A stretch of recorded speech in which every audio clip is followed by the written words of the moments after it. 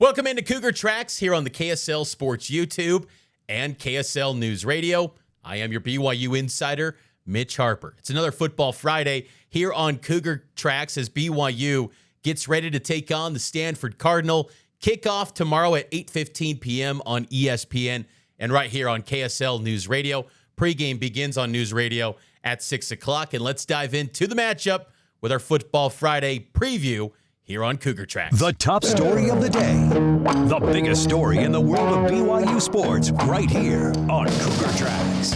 1-0 BYU versus 0-1 Stanford. You look at this matchup on paper, BYU's got a decisive edge, but I think there's got to be context behind those numbers and stats. BYU, of course, as we know, dominated a bad Portland State football team.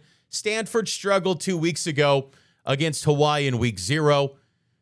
They're looking to get their first win of the season, where BYU is just looking to maintain the mojo, as Jay Hill discussed earlier in the week. But you look at some of the numbers of this game. BYU, of course, 69 points scoring offense through 1 week. They're tops, near the top in college football this week. Stanford, 20 points per game after that 20-point performance against Hawaii. They allowed 23 points. Meanwhile, BYU, pitching a shutout this season, they have not given up a point this year. An interesting stat on this game, first downs. BYU picked up 28 first downs against Portland State, to be expected against a bad FCS team. But Stanford, they had 21 first downs. We've talked about it throughout the week, but they had a lot of success eating up the clock, moving the chains, long drives, 20 plays, 15 plays, 10 plays. They had a lot of success. They just couldn't finish drives with points. And that's the issue for Stanford. But they've got a little bit of confidence that they can secure the football and move the chains. So that's going to be important for BYU. Rushing yardage for BYU last week, 468. Stanford, they like to run the football as well, 177. They've got Micah Ford, Cedric Irvin. Those are probably going to be the top two running backs for Stanford that they're going to turn to. Of course, for BYU, it's LJ Martin and Sione Moa. Rush defense, BYU, -5 rushing yards allowed. I've gained more yards on BYU's defense than anyone that they faced thus far this season. Pretty impressive effort last week. Stanford rushing defense, only 96 yards allowed against Hawaii, but that was an air raid team, the Rainbow Warriors. Passing offense for BYU, 138 through the air. Stanford, 109. Obviously, context there, BYU, they shut it down after 2 quarters. It was done, 49-zip. Bear Bachmeier, your day's done. Whereas Stanford, they just didn't have much success at all through the air. You look at some of the advanced stats, only 27% success rate on passing downs Stanford had against Hawaii 2 weeks ago. And that typically means you're gaining at least half of the yardage needed to move the chains. That was Stanford, lack of success through the air. And that's why there's some real questions about Ben Gulbranson, the starting quarterback. Could they potentially make a change to Elijah Brown in game? We shall see. I know BYU at times has had struggles. Think about week 2 last year against an ACC team. Preston Stone was the starter for SMU, more of a drop-back passer. They made a change to a more run-oriented quarterback in Kevin Jennings. BYU had some adjusting early on. So it'll be interesting to see if there's some parallels here. Week 2, ACC team. Does Stanford make a change at quarterback? Stanford's a pretty good football team, though. I do think in terms of talent. I was looking at the talent composite rankings on 24/7 Sports. And 24/7 Sports, they put together these talent rankings that just an aggregate of the star power of a given roster. Stanford ranks number 46. BYU, meanwhile, ranks number 70. And you look at Stanford's roster, they've got a handful of 4-star guys. CJ Williams, probably their top wide receiver, that if they do go to the air, he's going to be the one to keep an eye on. He's their highest-rated player on their roster out of Mission Viejo, California, 6'1", 205-pound senior. He was a 4-star recruit. They've got an edge rusher in Tavarua Tafiti, number 11. He was a 4-star. They got some offensive linemen who have been 4-stars. Sam Roush, their talented tight end, 6'5", 260 pounds. He was a 4-star. And what I'm getting at, BYU has their share of 4-stars too. You know that. But to just assume that BYU is just going to show up and blow the doors off Stanford, I think is just a little bit naive. Now, I do think BYU can absolutely hammer Stanford. I do. I think they could win by, 3-4 touchdowns. It could happen. I'm not saying it's impossible, because this Stanford program, the last 5 to 6 years, as we've been discussing this week, it's been a losing culture. They don't know how to win games. And even Frank Reich had to address it earlier this week about the ability to win football games late and have that confidence to finish the job. Because if Stanford's going to win this game, it's going to come down to the wire.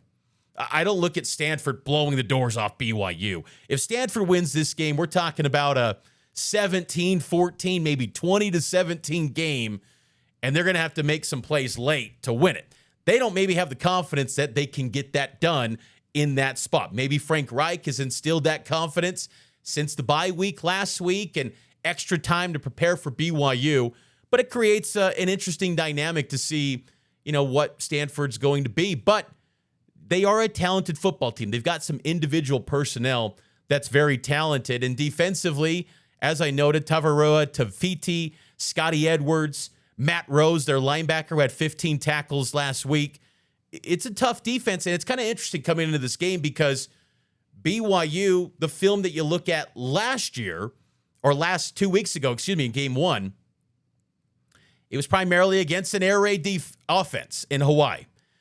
It's hard to maybe project what they're going to do and attack BYU's offense. This was Aaron Roderick on that. Good point. Difficult. Yeah, they played an air raid team who's very different than us on offense, and so all we can do is kind of guess about what their defense coordinator did at Sac State, but they also have what they did last year at Stanford, and we don't know what we're going to see. So that's an advantage for them. So we have to just be squared away with what we're doing and make sure that we can make adjustments during the game.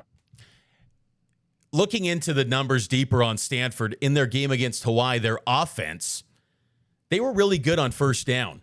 They gained at least 5 yards on 56% of their first down snaps. So they had success. And for BYU's defense, it will be big to put Stanford behind the sticks. Get them in 2nd and 11. Get them in 2nd and 12, 2nd and 9, 2nd and 8. Don't give them the chance to operate from 2nd and 4, 2nd and 3. I think that's going to be big in this game. BYU, on the flip side, their offense had 57% success rate on first downs last week. So BYU operated at a high level on first downs as well. Get Bear Bachmeier in those short yardage situations. I think that would be huge for BYU. 2 years ago, I remember when BYU was having their struggles in the Big 12, they were always facing 2nd and 3rd and longs. Being 2nd and manageable, and then that playbook can open up a little bit more. And with what we've seen from Bear Bachmeier, he feels pretty confident and comfortable within this offense. We'll talk more BYU Stanford coming up a little bit later here on Cougar Tracks. It's a game day eve, Football Friday, here on Cougar Tracks on KSL Sports YouTube and KSL News Radio.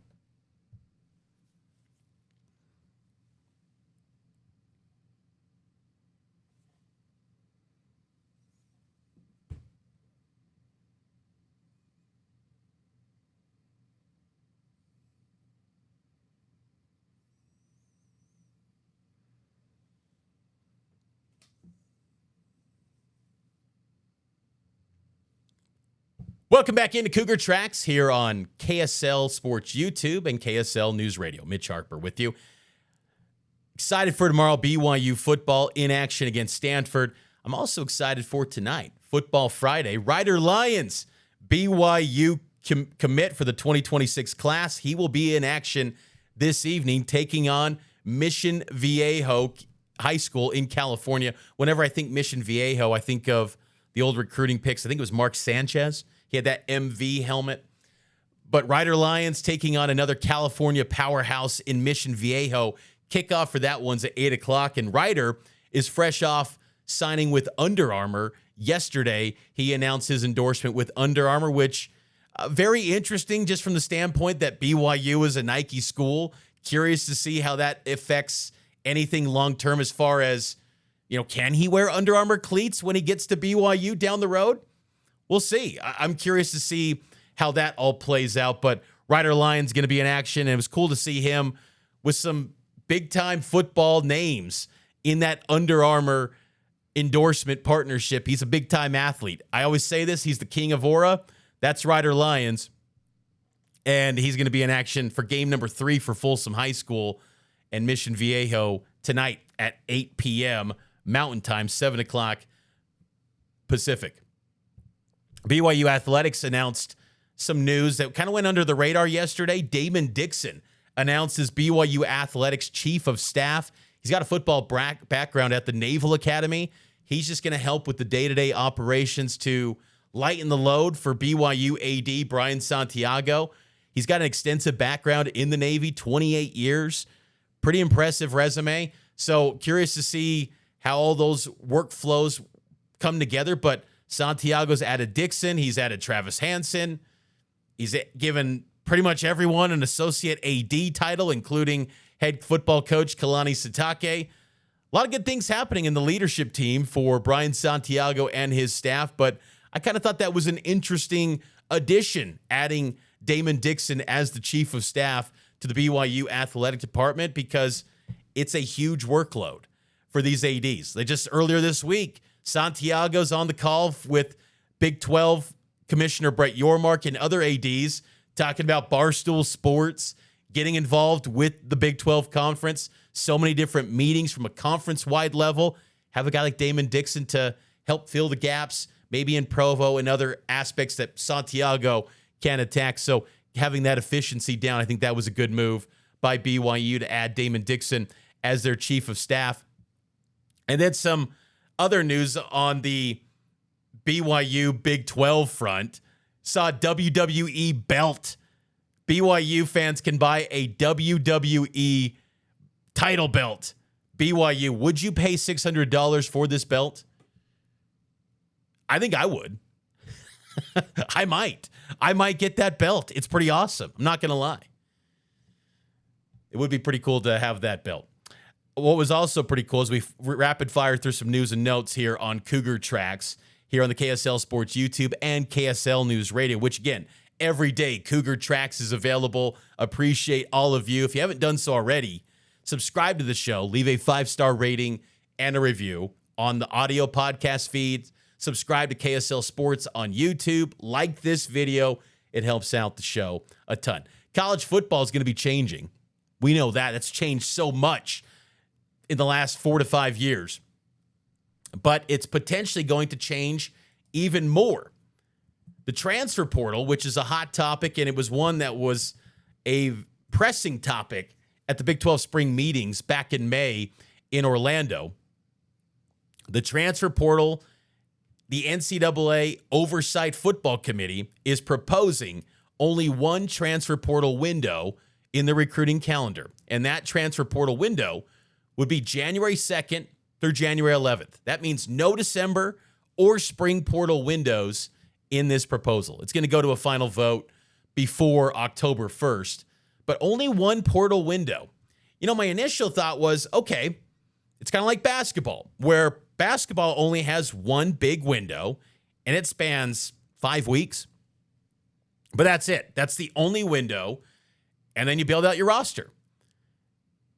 I'm okay with January 2nd to 11th. That's what Craig Bowl, the AFCA, when they were down in Orlando, I was talking to the coaches.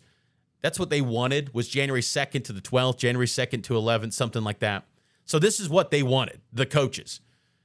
My only drawback to this is that I kind of like the spring window, because if you go through spring practices or if it evolves into OTAs and these players realize, hey, I'm not really getting the run that I was expecting, or maybe I'm falling completely out of the depth chart, it was a nice opportunity for guys to move on, go find a new landing spot. And in the case of BYU, if you don't have a spring portal window, you don't have Bear Bachmeier. You don't have Tiger Bachmeier. What would you do if you didn't have Bear Bachmeier? That spring portal window gave you Bear Bachmeier. If you didn't have that, you would only have McKay Hillstead and Trayson Bourget, who Aaron Roderick made it pretty clear, not better than a true freshman. So I'm kind of torn between this. I like it from the standpoint of it's done that period of time. After January 11th, no one's entering the portal, and you can really start to build out and forecast your roster. From a media, from a coach's perspective, from a booster, from a promotion standpoint, it's nice to then just kind of market the team for 2026 and beyond. Like, this is the group.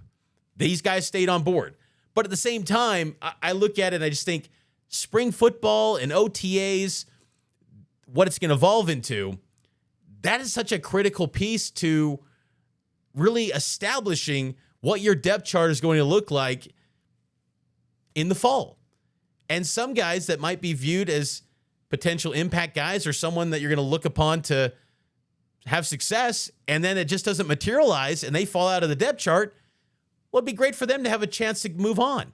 And in an era of only 105 roster spots, which it will eventually get to, I know it's grandfathered right now, but eventually it's going to get to 105. I think you can adjust and fill some gaps. What if you have an injury in spring football? Then you can go fill the gaps and go get another player. I think it's nice for the coaches. It gives them a little bit more control of their roster, but I like the player movement. I like the movement. I'm okay with it. I know for fans, they think it's so taxing, but really, was it that taxing? Was it that hard? Barely anyone left at BYU this past portal window. The guys that left were pretty much, hey, probably not going to play. It's in your best interest to go find another spot. That's what those conversations pretty much were. No one really was willingly leaving outside of a Keelan Marion. And Keelan was a starter for Miami this past week in their game against Notre Dame. So it worked out for him. I'm torn on it. I just think that, to me, I would keep it as is.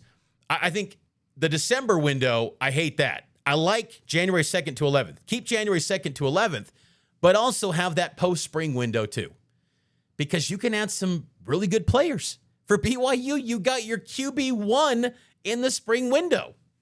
If you don't have that, you're going with McKay Hillstead and Bourget, who were not good enough to beat a true freshman in the eyes of Aaron Roderick. So I'm torn. I know that's not the hot take. That's not the sound the alarm or, oh, this is so amazing. To me, I kind of liked the spring window. I thought you could really build up a roster that way. I like January. Ditching December is perfect. Freeing up December. And I like the recruiting proposal, too, of making December a dead period. Let these teams focus on their bowl game. It's going to make the bowl games more meaningful because bowl games took a massive hit with the transfer portal era because everyone wanted to get a head start on their portal activity and coaches were distracted. January 2nd to 11th, that's only 4 teams still left remaining. The rest of the country is ready to move on to the next year. And those teams that are in the top 4, they're going to be okay.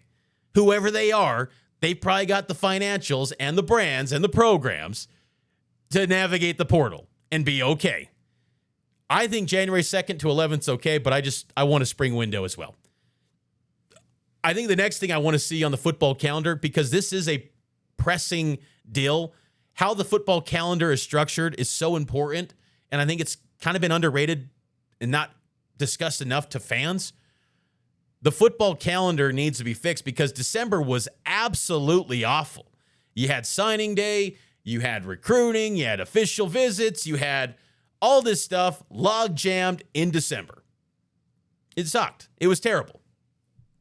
Getting the portal gone, step 1. Step 2, get recruiting as a dead period. I also want to see a point where recruits in their senior year of high school can just sign whenever. Signing day has already been destroyed. There's no more letter of intent program. In their senior year of high school, when that begins, set a certain date, maybe August 15th and on, you can sign whenever. That's what I want to see. So if you're a Ryder Lyons, you can just make it official, sign, and then Kalani can talk about you. That's what I want to see. If a guy is ready to just lock it down, shut down the recruitment, sign whenever. That's the next phase I want to see in the football recruiting calendar and just football calendar at large, because the signing day stuff, it's anticlimactic anymore. It's all pretty much done before July 4th. BYU is working on 2027 and beyond. There's still a few guys in 2026 that maybe they'll try to flip, things like that. But by all accounts, 2026 is in the bag.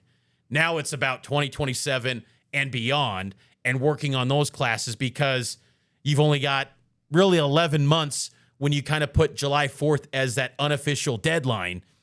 You got to get rolling on 2027 and beyond. But I want to see commits be able to sign whenever, beginning in their senior year of high school. That's the next evolution I want to see on the football calendar. Let's take our final timeout. It's interesting times, though. College football, that transfer portal, it seems on the surface to fans that it's awesome. But to me, I feel like you got to have two windows in football. To me, I think it's needed. I think the Big Ten wanted that, which is something I actually agree with. I think the Big Ten was, I don't usually say this, but I think they were spot on that. I wanted to see two windows, and maybe we still eventually do see that. Taking our final timeout, we'll get to a score prediction next here for Cougar Tracks, BYU versus Stanford. Game Day Eve, Football Friday, here on KSL Sports YouTube.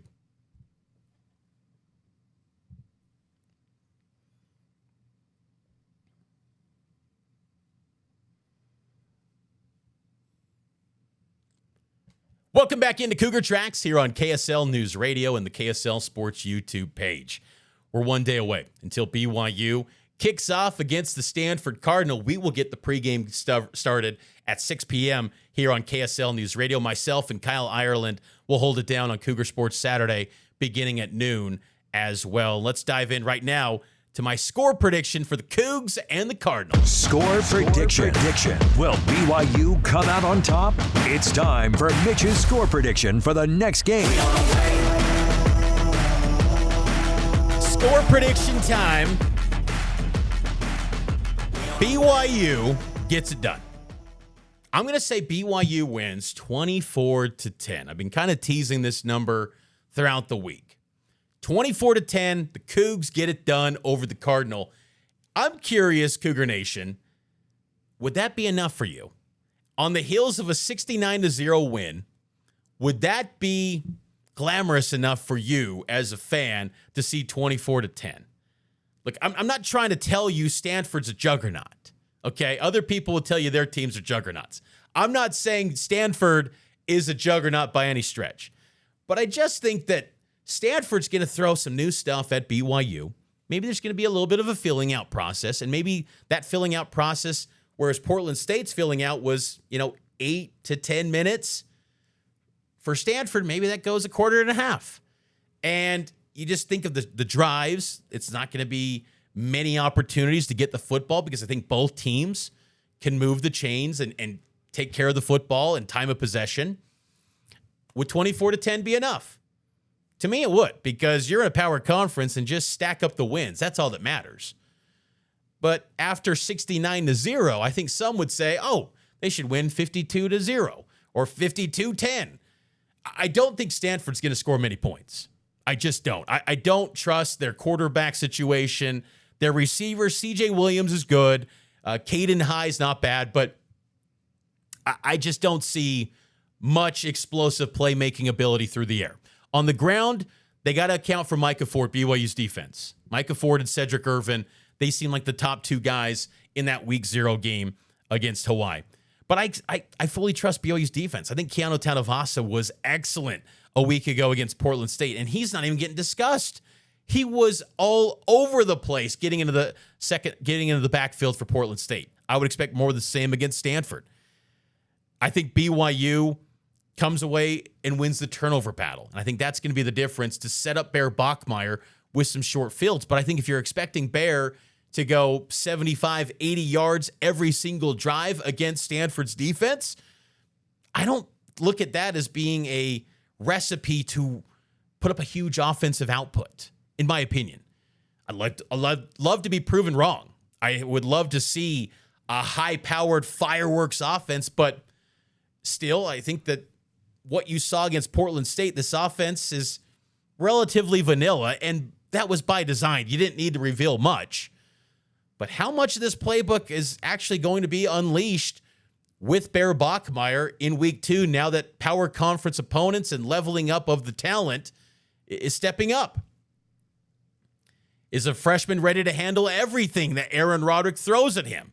Is it going to create situations where he's more prone to a mistake or two? So all those factors combined with BYU gets it done. The Cougs get it done. I think they're going to win 24-10. That's my score prediction for BYU versus Stanford. I think Will Farron's going to have probably a 50-plus field goal again. How good is he, by the way? I know that it's a joke by some to talk about a kicker, but what a weapon. What a luxury to have someone like Will Farron. And it was fun last week to hear Will Farron when his name got introduced in the starting lineup and the loud cheers from Cougar Nation. He is beloved. BYU fans absolutely love Will Farron for good reason. I mean, he's awesome. He's outstanding. I also look for LJ Martin to have a good game too. I think BYU turns to him early and often, and I think he's going to go for another career high. He had 131 last week, which was a career high, which felt weird to say that was a career high for LJ, considering he's been BYU's leading rusher the last 2 seasons, but 131 was the career high. I think he beats that mark this week against Stanford. I think he goes off for about maybe 23 carries, 144, something like that.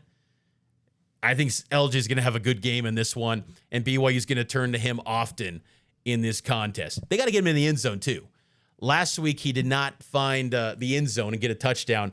I think that changes this week, so I'm going to say LJ gets 2 touchdowns for BYU, and he leads the way for the Cougs. But again, my score prediction, BYU 24, Stanford 10.